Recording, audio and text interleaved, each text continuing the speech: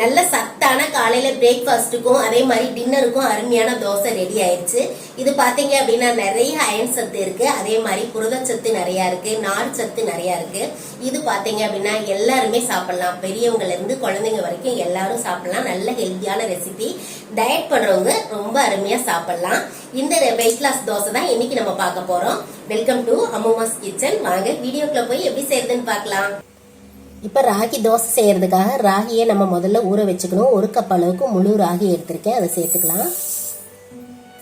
அது கூடவே ஒரு கப் அளவுக்கு பச்சை பயிறு எடுத்துக்கலாம்.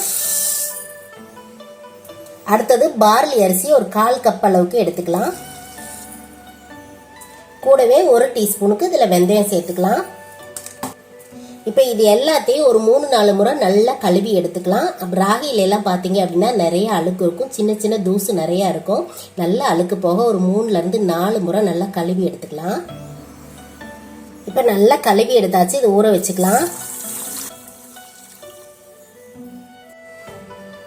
இப்போ நிறைய தண்ணி விட்டாச்சு. இதை பார்த்தீங்க அப்படின்னா 5-6 மணி நேரம் கண்டிப்பாக ஊற வச்சுக்கணும். இப்போ ஓவர் நைட் நான் ஊற வச்சுக்க போகிறேன். நல்லா ஊறட்டு மூடி வச்சுக்கலாம். இப்போ ஓவர் நைட் எல்லாமே நல்லா சூப்பரா ஊறி வந்துருச்சு. நம்ம ஊற வச்ச பச்சை பயிறு, ராகி, பார்லி, அதே மாதிரி 1 ஸ்பூன் வெந்தயம் எல்லாமே சூப்பரா ஊறிடுச்சு. இப்போ அடுத்தது இதை அரைச்சிக்க போறோம். தண்ணியை நல்லா வடிச்சு எடுத்துட்டு அரைச்சிக்கலாம். நான் இன்னைக்கு மிக்சி ஜார்ல தான் அரைச்சிக்க போறேன். மிக்சி ஜார்ல 2 தடவையா சேர்த்துட்டு அரைச்சிக்கலாம். இதை வந்து கிரைண்டர்ல சேர்த்துட்டு நீங்க அரைச்சிக்கலாம்.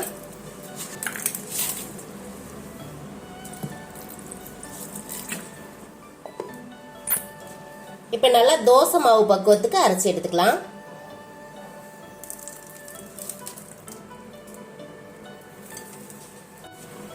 அடுத்த பேட்ச் அரைக்கிறதையும் உள்ள சேர்த்தாச்சு. இது கூட பாத்தீங்க அப்படின்னா ஒரு 3/4 கப் அளவுக்கு துருவன தேங்காய் சேர்த்துக்கலாம். தேங்காய் சேர்க்கும் போது நல்லா ருசியா இருக்கும்.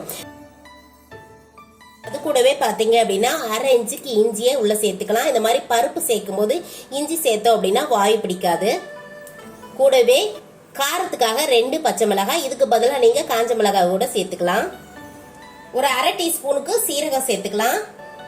இந்த மாவுக்கு தேவையான அளவுக்கு உப்பு சேர்த்துக்கலாம். கூடவே கொஞ்சம் கருவேப்பிலை, 1/4 டீஸ்பூன் பெருங்காயம் சேர்த்துக்கலாம். இதை அரைக்கிறதுக்கு தேவையான அளவுக்கு தண்ணி விட்டு அரைச்சிக்கலாம்.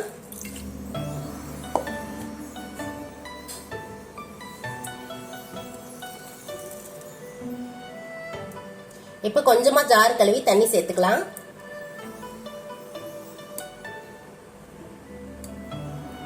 அடுத்தது பாத்தீங்க அப்படின்னா இதுக்கு ஒரு சட்னி பண்ண போறோம். 1 நிமிஷத்துல டக்குன்னு செய்யற சட்னி தான் இன்னைக்கு நம்ம செய்ய போறோம். அது பார்க்கலாம்.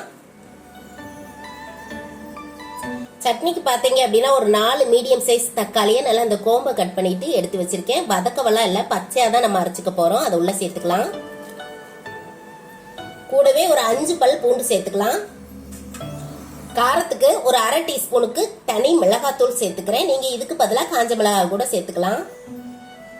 சட்னிக்கு தேவையான அளவுக்கு உப்பு, கூடவே சின்னதா ஒரு துண்டு வெல்லம், அதாவது இந்த மாதிரி சின்னதா ஒரு துண்டு வெல்லம் சேர்க்கும் போது ரொம்ப நல்லா இருக்கும். ஒரு கொத்து கருவேப்பிலை. அவ்வளவுதான். இதுல தண்ணி எதுவும் சேர்க்க வேண்டியதுல, தக்காளியில இருக்கிற தண்ணியே போதும். நல்லா அரைச்சு எடுத்துட்டு வந்துருவோம். அவ்வளவுதான். தக்காளி சட்னி பாத்தீங்க அப்படின்னா அரைச்சிட்டோம். இதுக்கு ஒரு தாளிப்பு கொடுத்துக்கலாம். இதை வந்து லைட்டா கொதிக்க வச்சுக்கணும், அப்பதான் நல்லா இருக்கும். சட்னி தாளிக்கிறதுக்கு நல்லெண்ணெய் சேர்த்துக்கலாம். நல்லெண்ணெயில தாளிச்சிங்க அப்படின்னா நல்லா இருக்கும், இல்லைன்னா தேங்காய் எண்ணெயில கூட தாளிச்சுக்கலாம். ஒரு 1/2 டீஸ்பூனுக்கு கடுகுந்த பருப்பு சேர்த்துக்கலாம்.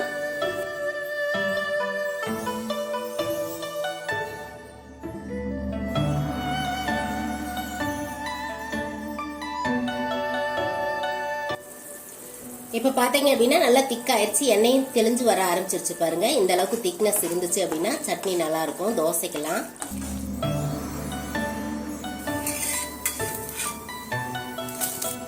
தோசைக்கல் சூடானதுக்கு அப்புறம் கொஞ்சமா தண்ணி தெளிச்சுக்கலாம்.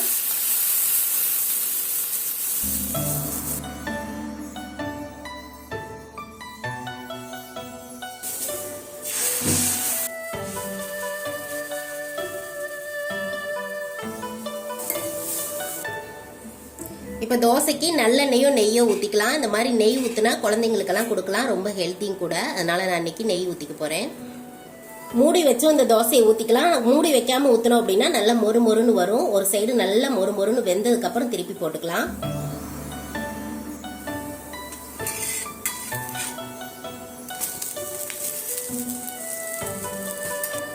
அவ்வளவுதான். இன்னொரு சைடும் நல்லா வெந்ததுக்கு அப்புறம் எடுத்துடலாம்.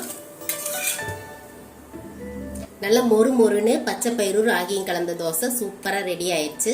இது பாத்தீங்க அப்படின்னா நல்லா சாஃப்டா வேணும் அப்படின்னா மூடி வச்சு சுட்டுக்குங்க.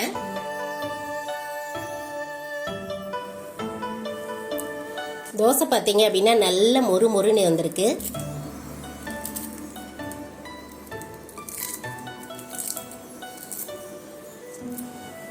நல்ல மொறு மொறுன்னு ருசியா அதே மாதிரி சத்தான தோசை சூப்பரா ரெடி பண்ணிருக்கோம். இந்த தோசையோட நம்ம இன்னைக்கு கார சட்னியும் ரெடி பண்ணிருக்கோம். அதுவும் எதுவுமே வதக்காம டக்குன்னு ஒரு நிமிஷத்துல செய்யற மாதிரி தக்காளி கார சட்னி செஞ்சிருக்கோம். ரொம்ப ரெண்டுமே சூப்பரா இருக்கும். இது கூட பாத்தீங்க அப்படின்னா மீன் குழம்பு சிக்கன் குழம்பும் நல்லா இருக்கும். இதோட நம்ம இப்ப டேஸ்ட் பாத்திரலாம் எப்படி இருக்குன்னு. தோசை சும்மா சாப்பிடவே நல்லா இருக்கும். அந்த அளவுக்கு நல்ல மொறு மொறுன்னு இருக்கு.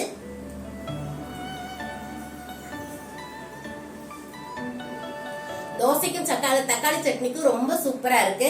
இதே மாதிரியே நீங்க ரெண்டையுமே செஞ்சு பார்த்துட்டு எப்படி வந்துச்சு அப்படிங்கறத கமெண்ட்ல சொல்லுங்க. பிடிச்சிருக்கு அப்படின்னா லைக் பண்ணுங்க. நம்ம சேனல் இன்னுமே நீங்க சப்ஸ்கிரைப் பண்ணல அப்படின்னா சப்ஸ்கிரைப் பண்ணிட்டு மற்ற ரெசிபிஸும் பாருங்க.